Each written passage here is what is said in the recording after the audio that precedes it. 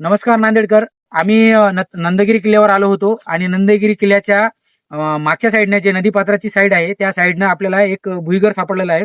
म्हणजे पुरातत्व विभागाने याच्याकडे बघितलं पाहिजे आणि त्या भुईगराचा काय अभ्यास आहे त्यांनी केला पाहिजे. दुसरी गोष्ट, ज्या वेळेस आम्ही नदीपात्राच्या वेळेस इकडे या साईडला ज्यावेळेस आम्ही नदीपात्राच्या ठिकाणी फिरत होतो आणि नदीपात्रामध्ये काय मिळेल का असा शोध घेत होतो आम्ही, तर आम्हाला असे काही शिला भेटलेल्या आहेत ज्याच्यावर कोरीव काम केलेलं आहे.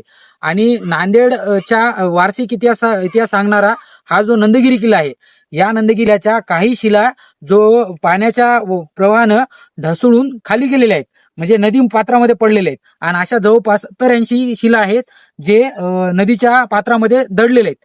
तर माझी एवढी विनंती आहे प्रशासनाला की प्रशासनाने एक ऐतिहासिक वारसा जोपासण्यासाठी एक पुरातत्व विभागाचे काही अधिकारी इथं पाठवल्या पाहिजे आणि या जे शिला आहेत, जे नदी पात्रामध्ये पडलेल्या शिला आहेत, त्या शिलांचा व्यवस्थित अभ्यास करून जे शिला इतिहासाच्या कामाचे आहेत, जे आपल्याला ऐतिहासिक वारसा जपण्याच्या कामाचे आहेत, त्या शिला नदी पात्रातून बाहेर काढून नंदगिरी किल्ल्याच्या ठिकाणी नेऊन ठेवल्या पाहिजे. एवढी विनंती मी प्रशासनाला करतो आणि नंदगिरी किल्ल्याचे जे शिलेदार आहेत यांच्या वतीने ही मागणी करतो आणि प्रशासनाने ही विनंती जास्तीत जास्त लवकर पुरवावी किंवा याच्यावर अंमलबजावणी करावी अशी विनंती करतो. धन्यवाद. नदीच्या पात्रामध्ये दडलेले आहेत. तर माझी एवढी विनंती आहे प्रशासनाला की प्रशासनाने एक ऐतिहासिक वारसा जोपासण्यासाठी एक पुरातत्व विभागाचे काही मंडळी इथं पाठवली पाहिजे, काही अधिकारी इथं पाठवल्या पाहिजे आणि या जे शिला आहेत, जे नदी पात्रामध्ये पडलेल्या शिला आहेत, त्या शिलांचा